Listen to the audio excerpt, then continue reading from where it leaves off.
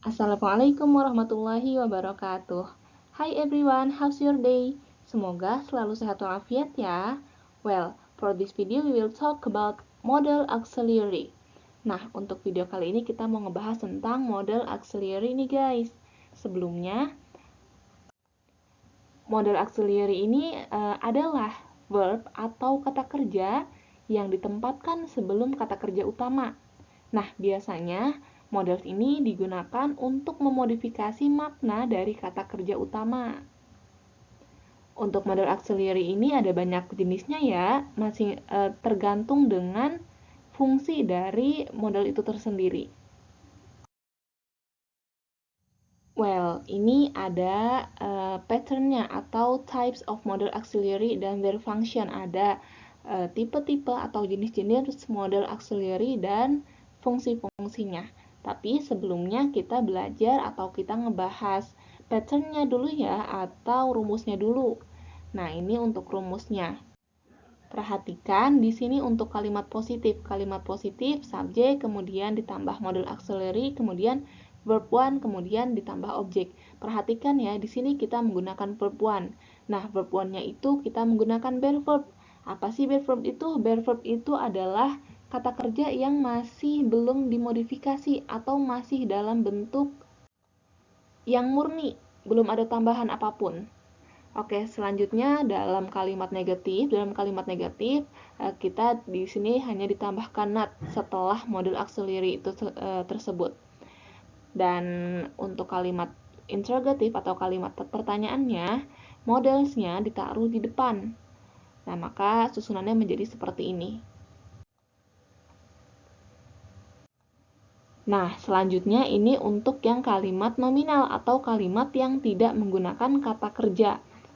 Di sini susunannya atau rumusnya seperti ini ya, subjek, kemudian ditambah model auxiliary, kemudian ditambah be. Lalu karena ini kalimat nominal, maka di sini kita tambahkan atau di sini kita menggunakan adjective atau noun. Dan ini adalah untuk kalimat negatifnya. Lalu ini adalah untuk kalimat interrogatif atau kalimat pertanyaan. Seperti biasa, modelnya kita letakkan di depan sebelum subjek. Well, sekarang kita mau membahas tipe-tipe atau jenis-jenis model auxiliary beserta fungsinya. Yang pertama ada can. Nah, can ini fungsinya digunakan untuk menyatakan kemampuan atau ability atau expression of ability. Jadi kalau kita mau menggunakan kalau kita mau mengungkapkan kemampuan, kita menggunakan model can ini ya. Selanjutnya ini adalah contohnya I can play basketball. Di sini ada can. Perhatikan di sini susunan kalimatnya subjek, kemudian model can, kemudian play. Play ini verb one. Jadi ini verb utamanya. Kemudian basketball. Basketballnya adalah objek. Lalu contoh kedua, he can bring a heavy bag. Nah, di sini juga masih dalam kalimat ability atau expression of ability. Ini menunjukkan bahwa dia dapat membawa barang tas yang berat. Dan contoh yang ketiga atau the third example is you can go to school by bike. Kamu bisa pergi sekolah dengan sepeda. Perhatikan di sini ya. Di sini verbnya kita menggunakan verb one semua. Dan yang mana verb di sini itu belum ada tambahan apapun. Selain can ini untuk menyatakan kemampuan atau ability, can ini juga bisa digunakan untuk meminta izin atau permission. Nah, namun can ini digunakan dalam situasi secara informal. Atau bisa kita katakan penggunaan can untuk meminta izin ini kayak kurang sopan seperti itu. Contohnya adalah, can I borrow your pen? Nah, di sini permisi atau meminta izin untuk meminjam pulpen. Lalu, can I go now? Nah, dia ini mau izin untuk pergi sekarang. Can I take my pencil? Nah, di sini adalah dia meminta izin untuk mengambil pensilnya. Tapi perhatikan ya, untuk can di sini untuk meminta izin namun secara informal. Jadi kayak agak kurang sopan gitu kalau misalnya menggunakan can ini untuk dalam situasi formal atau ketika kita berbicara dengan orang yang lebih tua. Selanjutnya yang kedua, the second type is could. Nah, untuk could ini pengucapannya could. Jadi O dan L-nya ini silent letter, jadi nggak perlu kita ucapkan, jadi could gitu aja. Nah, untuk could ini digunakan untuk menyatakan kemampuan juga atau expression of ability, tapi yang di masa lampau. Karena kan kalau can itu untuk yang present, untuk masa sekarang. Kalau could ini untuk masa lampau atau past. Contohnya adalah I could swim when I was young. Nah, aku bisa renang tapi ketika aku masih muda gitu. Kemudian the second example, in 2019 I could pass my test. Jadi ketika tahun 2019 ini dia bisa menyelesaikan ujiannya. And the third example is when I was young I could run fast. Ketika aku masih muda, aku bisa lari cepat gitu. Jadi untuk could di sini menunjukkan ability atau kemampuan namun di masa lampau. Perhatikan di sini. Di sini menggunakan simple past semua ya atau past tense. Ada di sini was, kemudian I could. Could-nya di sini kan emang menunjukkan past juga. Lalu when I was young, was-nya juga di sini menunjukkan past. Selanjutnya, could ini sendiri juga bisa digunakan untuk meminta izin. Nah, karena kalau yang tadi, can itu permission juga, asking permission, tapi yang dalam konteks informal. Kalau could ini untuk yang lebih formal. Jadi, istilahnya could ini untuk meminta izin namun lebih sopan daripada can. Contohnya itu seperti pada kalimat, could I use your computer for a moment, please? Nah, biasanya untuk penggunaan could di sini juga kadang ditambahkan dengan kalimat please. Atau untuk the second example, could I go out with my friends? Nah, ini minta izin. Minta izinnya ini terdengar lebih sopan ya daripada yang can tadi barusan. Dan yang terakhir ada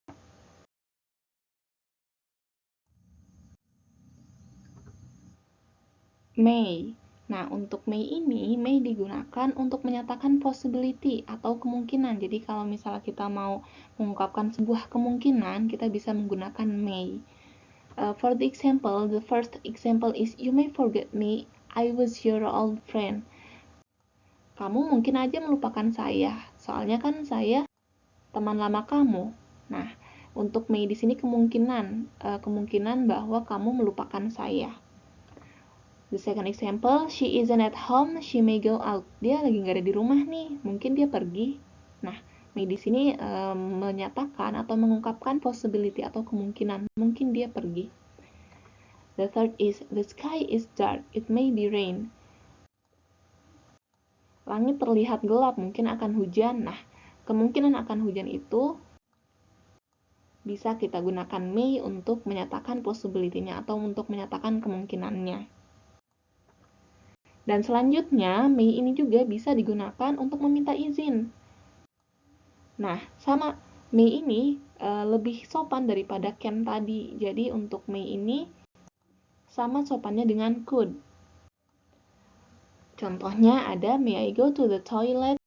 Kemudian yang kedua ada may I borrow your pen. Nah, jadi ini untuk penggunaan may. Yang pertama untuk menyatakan possibility, kemudian yang kedua untuk meminta izin. Namun yang lebih sopan daripada can yang barusan. Well, selanjutnya ini ada will. Nah, will ini digunakan untuk menyatakan willingness atau expression of willingness. Jadi, will ini digunakan untuk menyatakan kemauan atau kesediaan melakukan sesuatu. For the example, the first is, I will help you if you like. Aku akan membantu kamu kalau kamu suka. Nah, for the second example, di sini ada I will do my homework. Aku akan mengerjakan tugasku. Nah, di sini ketersediaan atau kemauan untuk membantu yang pertama, yang kedua kemauan untuk mengerjakan tugas atau mengerjakan PR. For the third example is I will buy a new cloth. ini ada keinginan atau kemauan membeli baju baru. Nah, di sini menggunakan will. Jadi untuk ketiga expression ini adalah expression of willingness. Ungkapan untuk menyatakan kemauan atau kesediaan. Lalu untuk contoh yang keempat ada I will take you to the airport. Nah, ini jadi dia atau saya bersedia ngantar kamu ke airport, ke bandara. Nah, jadi untuk kesediaan juga bisa menggunakan will. Oke, selanjutnya ada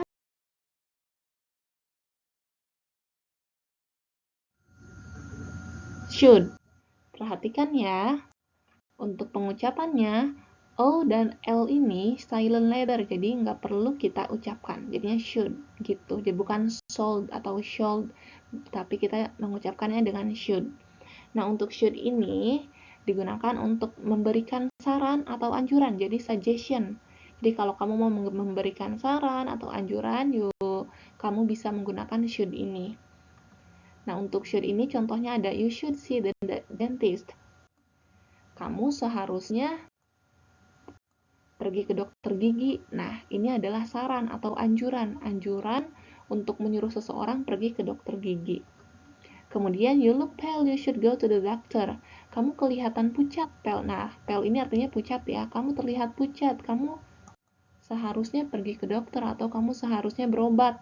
Nah, untuk should di sini saran atau anjuran agar dia ini pergi ke dokter. Untuk yang ketiga atau the third example, you should study hard. Kamu seharusnya belajar lebih giat atau kamu seharusnya belajar keras. Kemudian selanjutnya ada you should eat healthy foods. Kamu seharusnya makan makanan sehat. Jadi ini adalah anjuran agar kamu makan makanan sehat. Well, selanjutnya ada must. Nah, must ini digunakan untuk menyatakan keharusan atau obligation. Jadi contohnya adalah we must follow the school rules. Kita harus mengikuti peraturan sekolah. Di sini ada must-nya. Jadi kita harus nih, keharusan kita untuk mengikuti peraturan sekolah. The next is you must do your duties. Kamu harus mengerjakan kewajiban kamu. Lalu you must pay the tax. Kamu harus bayar pajak. Nah, must pay the tax. Ini kita harus atau kamu harus bayar pajak. Jadi keharusan ya. Selain itu, must juga bisa digunakan untuk larangan. Namun, jika dipadukan dengan not. Jadinya must not. Gitu. Contohnya ini seperti you must not hurt to your friend. Jadi ini adalah larangan untuk menyakiti teman kamu. Jadi kamu dilarang nih untuk nyakitin teman kamu. Kemudian you must not throw trash anywhere. Kamu dilarang membuang sampah di mana-mana. Kemudian they must not wear sandals or shoes in the mosque. Mereka dilarang menggunakan sendal atau sepatu di area masjid. Jadi untuk penggunaan must ini yang pertama digunakan untuk menyatakan keharusan atau obligation, yang kedua menyatakan larangan atau prohibition. Tapi kalau must-nya ini dipadukan dengan not. Nah, gitu. Well, I think enough for this video. Thank you for watching. Have a great day and see you on the next video. Wassalamualaikum warahmatullahi wabarakatuh.